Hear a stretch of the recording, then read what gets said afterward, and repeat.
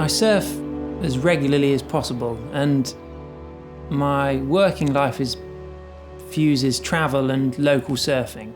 And when I'm based at home in Cornwall, you dictate a working day around the tide.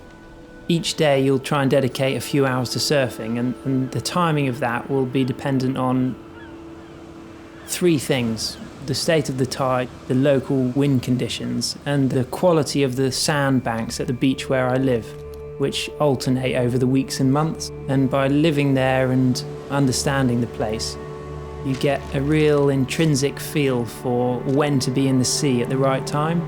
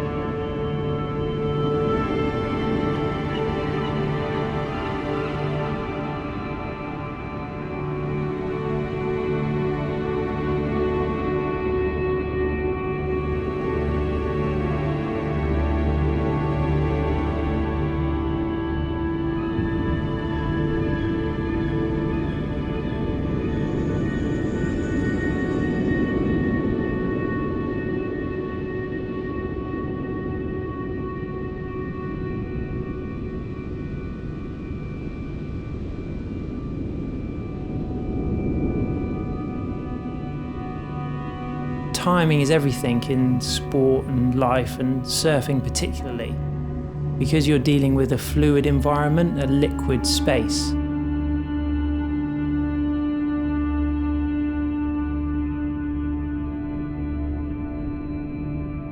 When I was younger, surfing was much more about bravado, and I felt like I had to win contests or stand out. But as I've travelled more and become older, for me, surfing is about being in rhythm. It's about being in rhythm with the landscape, with your life at that time.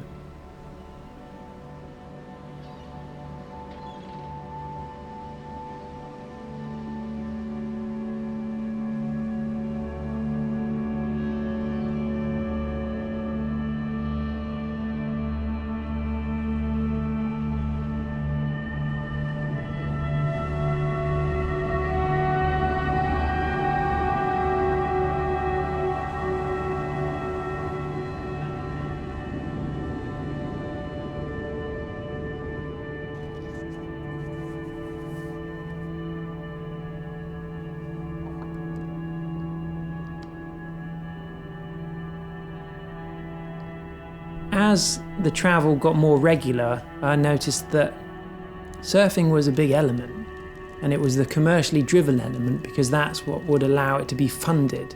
But really, it was the buzz of danger in exploration by going somewhere that is known to be volatile, and then finding out that people are the same everywhere, but there are always stories of ingenuity and entrepreneurship and positives in the most degraded, devastating contexts.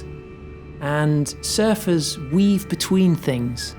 And there's a certain type of movement I've learned through dancing on a surfboard that I bring into my head through travel and writing.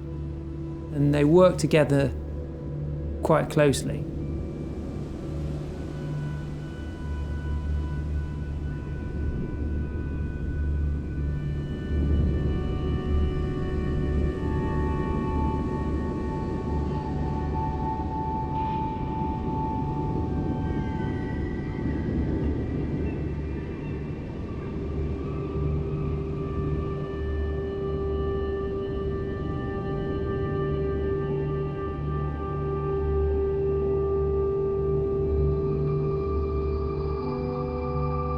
It's the brilliant corners, it's the cobwebs of the world that I've found a surfboard is curved out, and when you turn that right angle into a curve, it's a big ball, and then there's more to explore, and you want to keep going back because it then becomes a never-ending obsession to figure out more of the things going on and look at more of the landscape.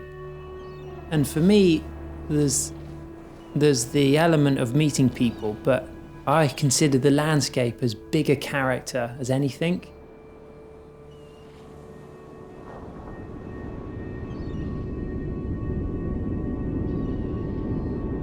You never master surfing because the environment that you're interacting with is too liquid and unpredictable, and you never get the same wave twice, so you never have an opportunity to perfect something in surfing.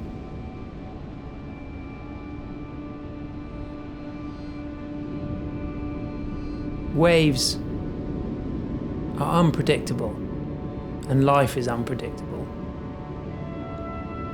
And if you're obsessed with a sport based on waves, your life is fully unpredictable. And the beauty of surfing is that you're dealing with this viscous, fluid environment, and the fact that it's constantly changing means you can never repeat something. So you go back to the same location regularly to ride waves, but that location looks different every second of every day and looks different every week of every year. And that sends you on a journey within the sport and within your own life.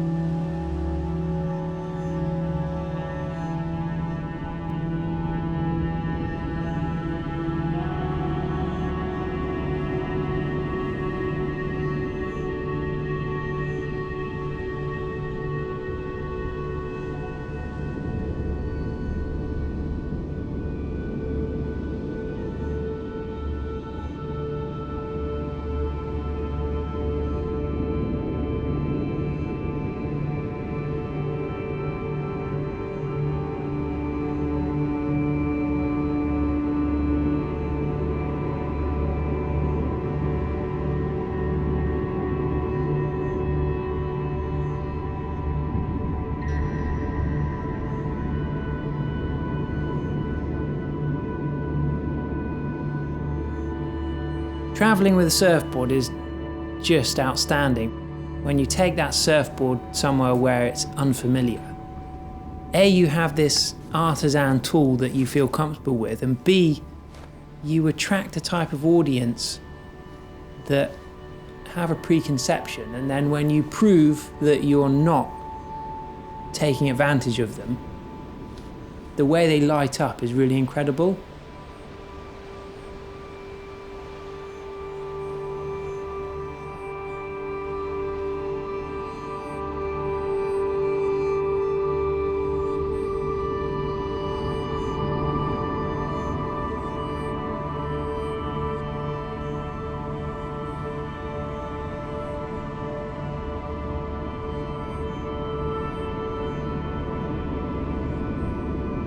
When you take surfing away from the coast, it's quite exotic.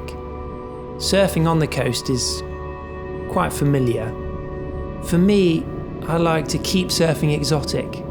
It sounds rather frivolous, but keep surfing interesting, to take surfing to places where it doesn't currently exist, to use surfing in relationships with other art forms that haven't talked to surfing yet, like jazz music and improvisation and bespoke artwork on surfboards. These are areas that haven't talked much in the past.